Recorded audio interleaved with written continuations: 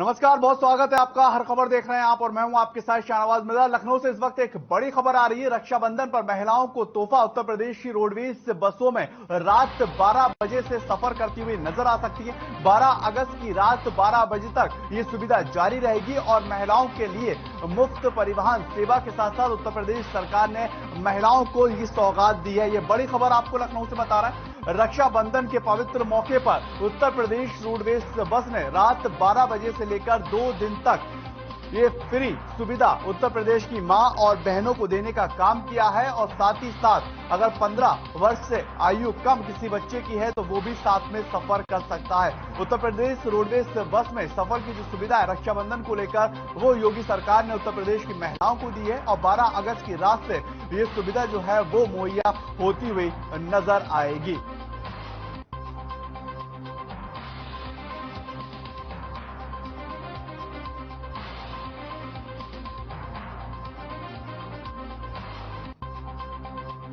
महिलाओं के लिए मुफ्त परिवहन सेवा जो है वो योगी सरकार उत्तर प्रदेश की सरकार दे रही। रक्षाबंधन पर महिलाओं को तोहफा दिया जा रहा है और उत्तर प्रदेश रोडवेज बस में अब मुफ्त सफर 2 दिन तक माताएं बहनें करती हुई नजर आएंगी। 12 अगस्त की रात 12 बजे तक ये सुविधा जारी रहेगी और इससे महिलाएं और जो माता है बहनें हैं वो काफी ज्यादा खुश और प्रसन्न नजर आ रही।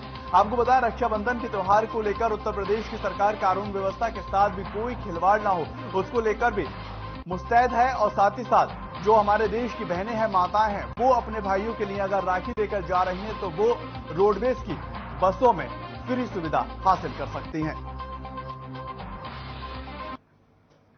उधर 15 अगस्त से पहले उत्तर प्रदेश को दहलाने की साजिश बेनकाब हो चुकी है और उत्तर प्रदेश एटीएस ने आजमगढ़ से आईएसआई के संदिग्ध सबाउद्दीन आजमी को पकड़ लिया। उत्तर प्रदेश एटीएस के हत्थे चढ़ा संदिग्ध सोशल मीडिया पर जिहादी जहर फैलाता हुआ नजर आ रहा था। आजमगढ़ की तस्वीर आप देख रहे हैं जहां पर सबाउद्दीन आजमी नाम के शख्स को उत्तर प्रदेश एटीएस टीम ने गिरफ्तार कर लिया।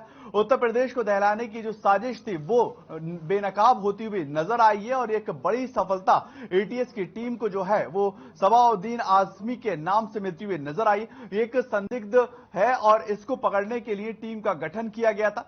सूत्रों के हवाले से एटीएस और एटीएस की टीम को यह जानकारी मिली कि उत्तर प्रदेश के अंदर कोई अप्रिय घटना घटित हो सकती है। उसको लेकर जो आतंकी सोच है वो सक्रिय भूमिका निभाती हुई नजर आ रही है और उसके बाद तुरंत एटीएस टीम का गठन किया गया और उस गठन के बाद ये बड़ी सफलता एटीएस टीम को आजमगढ़ से मिली है जहां पर एक संदिग्ध एटीएस टीम के हत्थे चढ़ा है।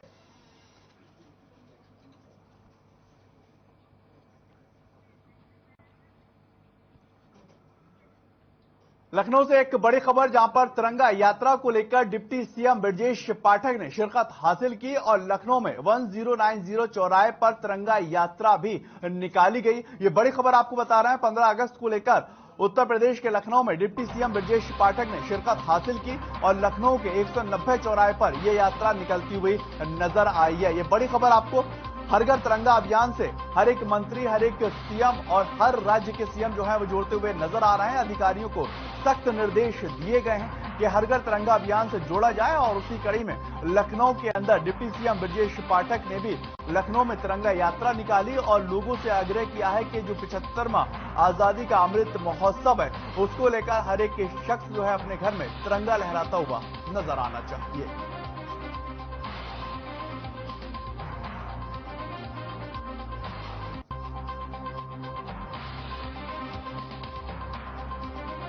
बड़ी खबर ये लखनऊ की बता रहे हैं। तिरंगा यात्रा को लेकर डिप्टी सीएम ब्रजेश पाठक ने शिरकत हासिल की और साथ ही साथ ये देखिए ये वही तस्वीरें लखनऊ की जहां पर डिप्टी सीएम तिरंगा यात्रा को लेकर और लोगों को प्रेरित कर रहे थे कि आने वाले दिनों में किस तरह से तिरंगा यात्रा निकालनी है और आजादी का जो 75वां अमृत महोत्सव पूरा देश मनाता हुआ नजर आ रहा है उसको किस तरह से बढ़ चढ़कर भाग लेना है। इसमें तमाम शहीदों की श्रद्धांजलि को नमन किया जाएगा और युवा पीढ़ी को एक मैसेज देने का काम किया जाएगा कि आजादी के 75 वर्ष के बाद आखिर हम उन युवाओं को क्या कुछ दे सकते हैं और किस तरह से वो युवा आगे चलकर जो हमारे देश के लिए शहादत दे चुके हैं, जो आजादी की लड़ाई लड़ चुके हैं, उनको किस तरह से याद वो कर सकते हैं।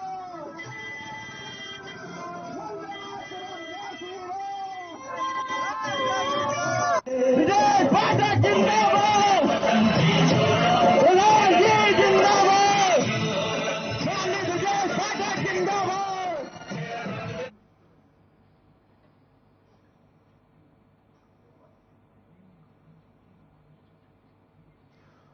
एक बड़ी खबर बाराबंकी से, जहां पर सर्व शिक्षा अभियान एक मजाक बन गया। समय पर नहीं पहुंच रहे हैं शिक्षक, ये बड़ी खबर आपको बता रहे हैं। बच्चे और अभिभावक इंतजार करते रहते हैं। एबीएसए सूरतगंज का आश्वासन दिया और कार्रवाई का आश्वासन दिया गया है। दोषियों को सख्त कार्रवाई की जाएगी। आपको बताएं, ये बड़ी खबर आपको बता रहे हैं, जहां पर कार्रवाई का आश्वासन दिया गया है और साथ ही साथ बाराबंकी में सर्व शिक्षा अभियान एक मजाक बनता हुआ नजर आ रहा है। समय पर शिक्षक जो है वो नहीं पहुंच रहे हैं। बच्चे और अभिभावक शिक्षक का इंतजार कर रहे हैं। एबीएसए सूरतगंज ने आश्वासन दिया है कि जिसकी भी इसमें ढिलाई है, जो भी नदारद मिला है, उसके ऊपर सख्त से सख्त कार्रवाई शिक्षा विभाग जो है वो करता हुआ नजर आएगा।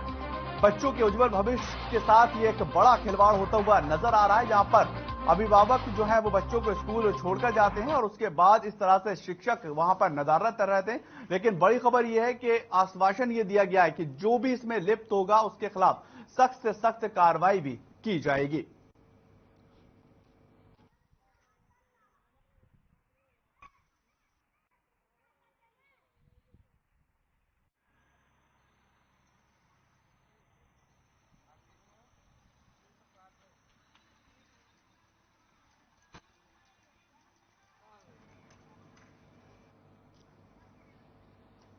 बाराबंकी की आपको खबर बता रहे हैं, जहां पर बच्चों और अभिभावक इंतजार करते रहे और सर्व शिक्षा अभियान एक बड़ा मजाक बनता हुआ नजर आ रहा है। आपको बताएं, समय पर शिक्षक नहीं पहुंच रहे हैं और इससे जो बच्चे हैं वो स्कूल के बाहर ही खड़े हुए दिखाई देते हैं और एक बड़ी नाराजगी यहां पर अभिभावकों के बीच में पैदा होती हुई नजर आ रही है और नाराजगी होना लाजमी भी है। लेकिन इस बात का आश्वासन मिला कि जो भी लोग इसमें दोषी पाए जाएंगे, जो लोग स्कूल के अंदर नदारत मिले हैं, जिनकी जिस वक्त ड्यूटी चल रही थी वो वहां पर नहीं पहुंचे हैं, उनके खिलाफ सख्त से सख्त कार्रवाई की जाएगी और आगे ऐसी घटना घटित ना हो, इसको लेकर भी एक नियम अनुसार कार्य किया जाएगा। समय पर शिक्षक ना पहुंचना एक बड़ा दुर्भाग्यपूर्ण ये पूरा मामला बनता है, क्योंकि बच्चे गेट के ऊपर इंतजार कर रहे हैं और बच्चे बस्ता लादे हुए, बैग लादे हुए अपने कंधों पे और शिक्षा को प्राप्त करने का जो उनका अधिकार है उसका इंतजार कर रहे हैं। लेकिन बाराबंकी की ये तस्वीर बिल्कुल उलट है, जहां पर बच्चे बाहर खड़े हुए हैं और गेट पर ताला लगा हुआ है। उधर मुरादाबाद से खबर आ रही है, जहां पर मुरादाबाद के पाकबाड़ा थाना इलाके में पुलिस और बदमाशों के बीच में मुठभेड़ हुई है और मुठभेड़ के दौरान बदमाशों को गोली लग गई है। इसके बाद बदमाशों को इलाज के लिए सिविल लाइन स्थित जिला अस्पताल में भर्ती करवाया गया, जहां घायल बदमाशों का इलाज भी चल रहा है।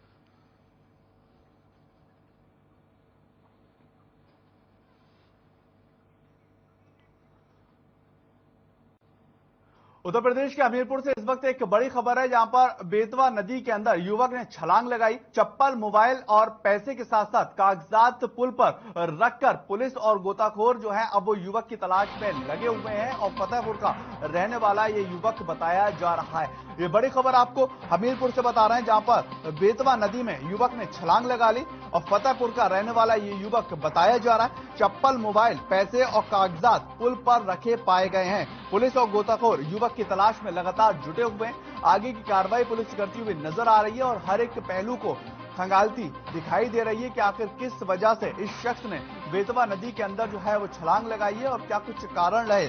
चप्पल, मोबाइल, पैसे और कागजात जो है वो पुल के ऊपर रखे मिले हैं। ये वो तस्वीर जहां पर इस शख्स ने जो है छलांग लगाई है और इसके बाद पुलिस और गोताखोर के तमाम लोग जो है उसे ढूंढने का प्रयास कर रहे हैं और आगे की कार्रवाई पुलिस से करती हुई नजर आ रही है कि आखिर क्या वजह थी जिसको लेकर जो युवक है वो छलांग लगाता हुआ नजर आया। और बड़ी बात यह कि उसका चप्पल, मोबाइल के साथ साथ जो पैसे और कागजात थे वो वहीं पुल के ऊपर रखे मिले हैं।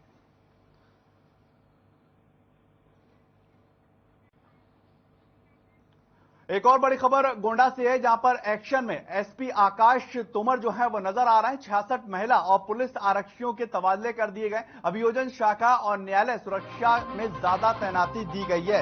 ये गोंडा की बड़ी खबर, जहां पर एक्शन मोड में एसपी आकाश तोमर दिखाई दिए। 66 महिला पुरुष आरक्षियों के तबादले जो है वो किए गए हैं और अभियोजन शाखा के साथ साथ न्यायालय सुरक्षा में ज्यादा तैनाती दी गई है।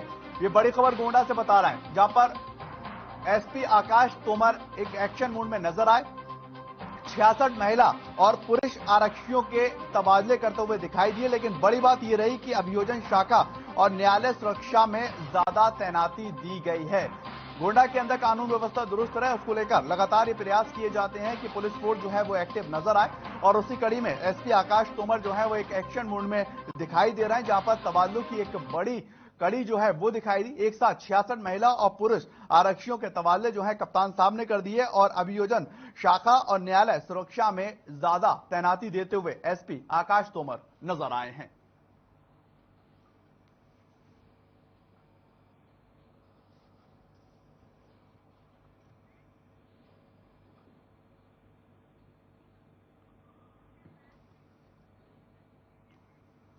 बुलंदशहर से भी एक बड़ी खबर है, जहां पर चुनावी रंजिश के चलते दो पक्षों के अंदर मारपीट का मामला निकलकर सामने आया है और मामले के दौरान एक बवाल जो है वो होता हुआ दिखाई दिया।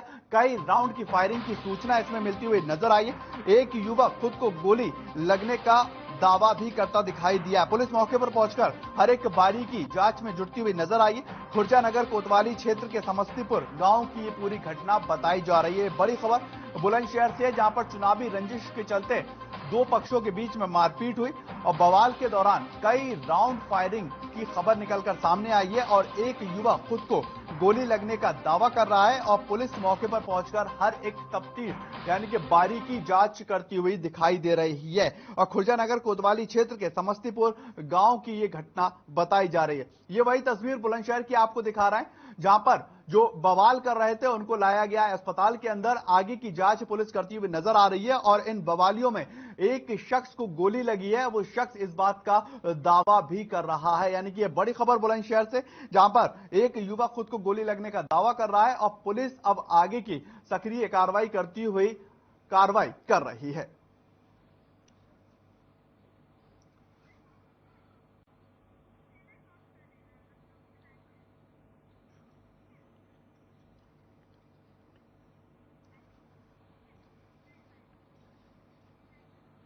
उधर सेक्शन संत्र और डायलिसिस सेंटर का शुभारंभ उत्तर प्रदेश के मुख्यमंत्री योगी आदित्यनाथ ने किया है और क्या कुछ वहां पर हुआ, आपको ले चलते हैं।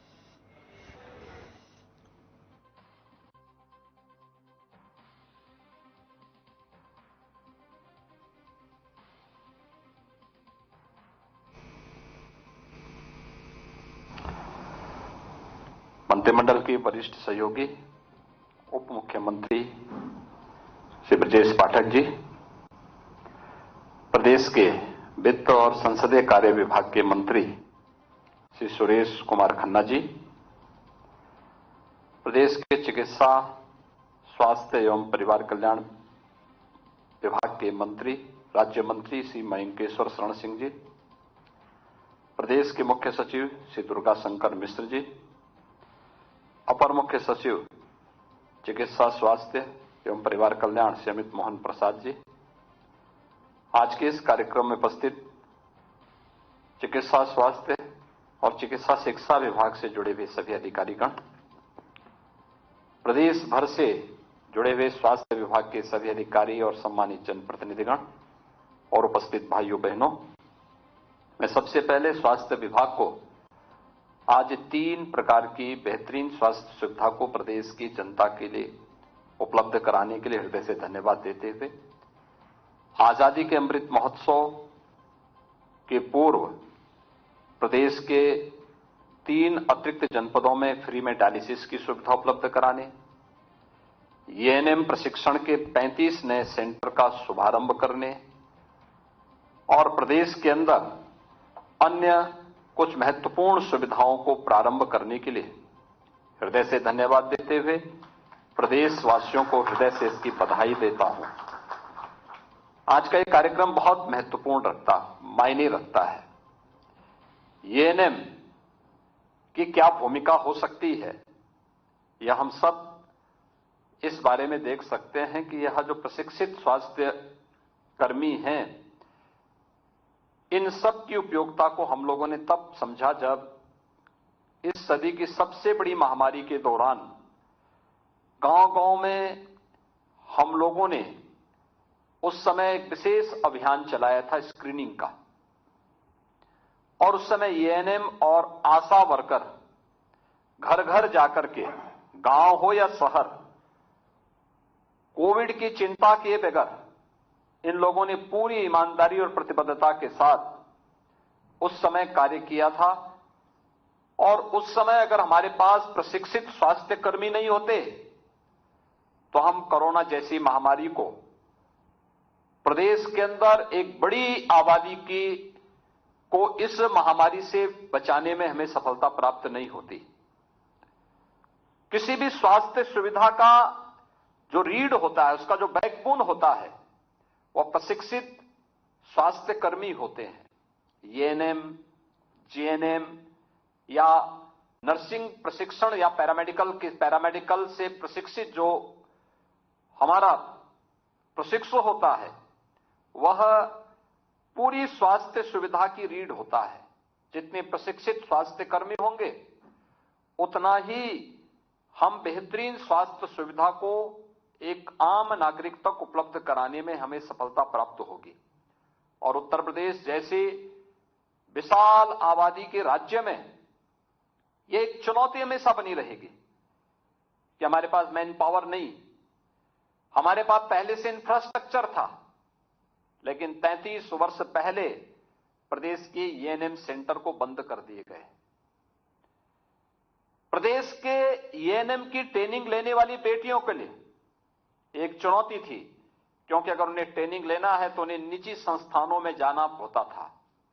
जिन परिवारों की आय इसके लिए अनुमति नहीं देती थी, वहां पर वे बच्चियां प्रशिक्षण नहीं ले पाती थी, क्योंकि फीस नहीं दे पाते थे।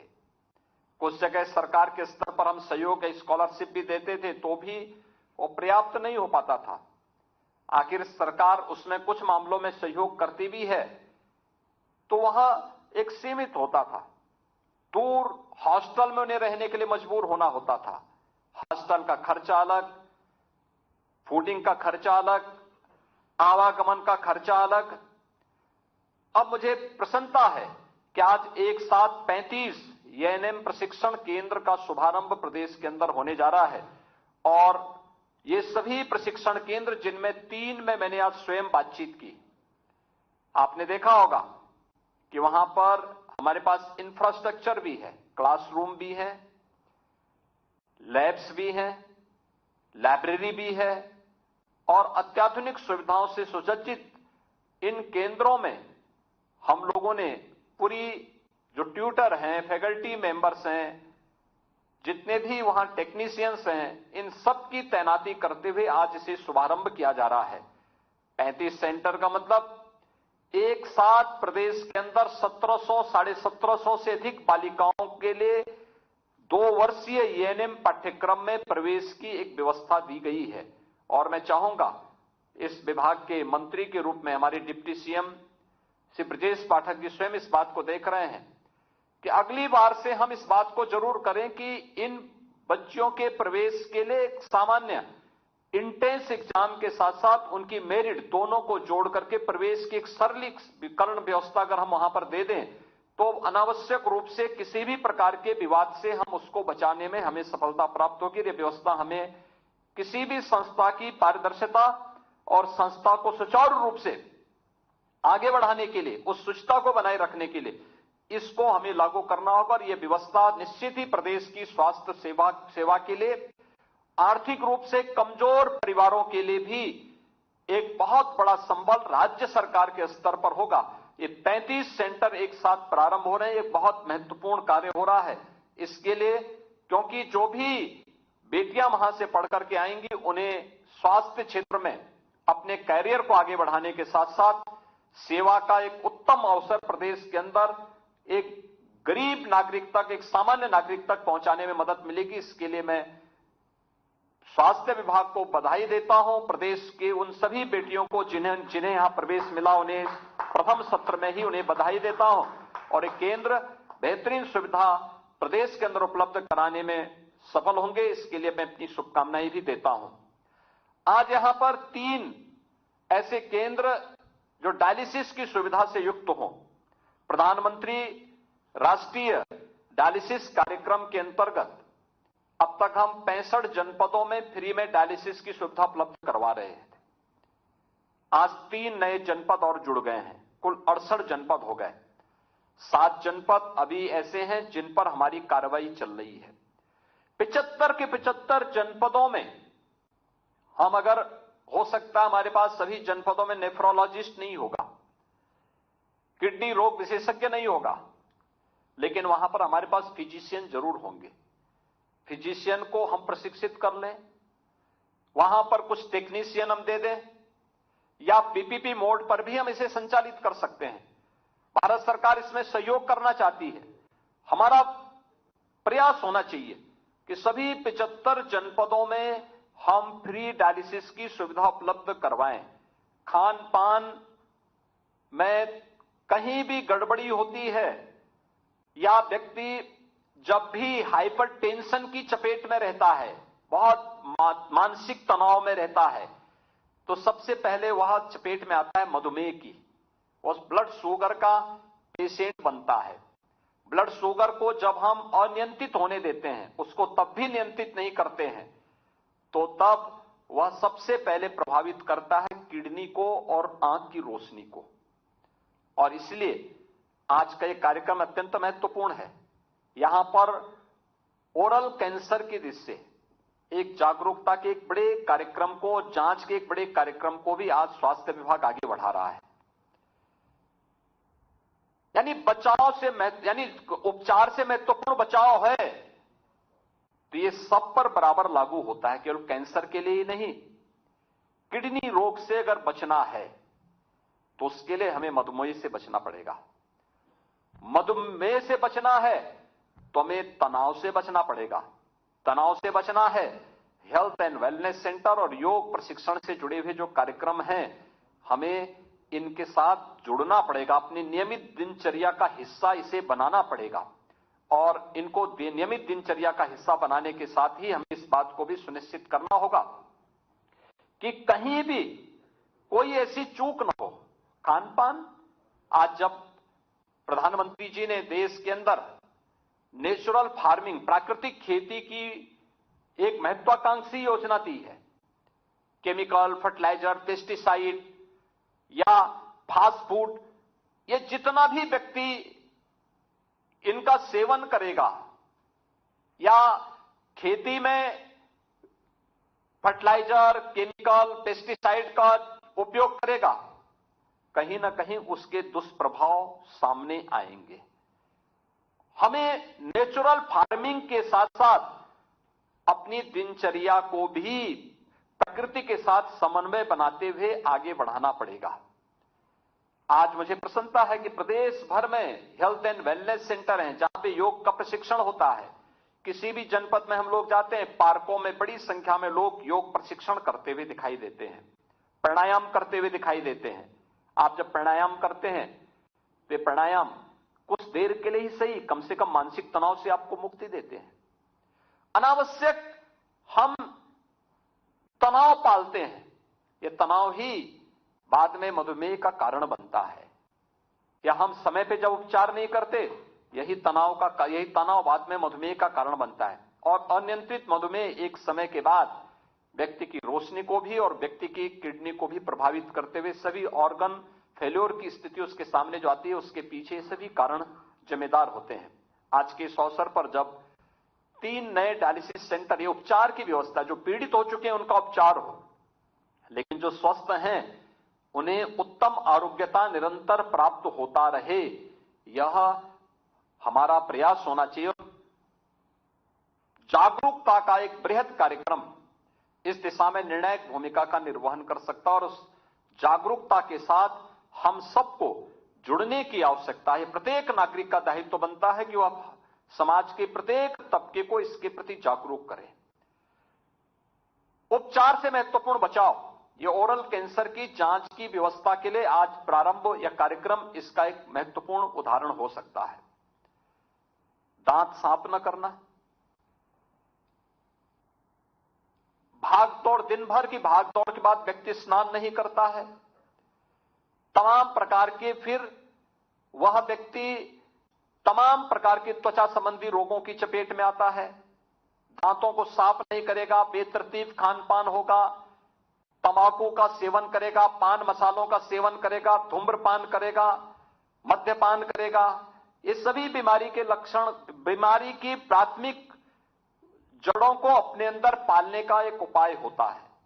और हमें इन सब से बचाव के लिए आज का ये जो कार्यक्रम ओरल कैंसर से बचाव के लिए भी स्वास्थ्य विभाग के द्वारा प्रारंभ किया गया है, यह अत्यंत सराहनीय प्रयास है। मुझे पूरा विश्वास है कि जो हम लोग मुख्यमंत्री आरोग्य मेला प्रति सप्ताह हर प्राथमिक स्वास्थ्य केंद्र पर प्रारंभ करते हैं, हमें उन सभी स्वास्थ्य केंद्रों पर अपने पब्लिक एड्रेस सिस्टम के माध्यम से भी लोगों को स्वास्थ्य के प्रति जागरूक करने। उत्तर प्रदेश के मुख्यमंत्री योगी आदित्यनाथ डायलिसिस को लेकर और तमाम ऐसी चीजों को लेकर बता रहे थे जिससे आने वाली जो पीढ़ियां हैं उनको भी काफी ज्यादा राहत मिलती हुई नजर आएगी और जो युवा है उसको भी काफी ज्यादा राहत मिलती हुई दिखाई देगी। फिलहाल के लिए इस बुलेटिन में इतना ही। नमस्कार।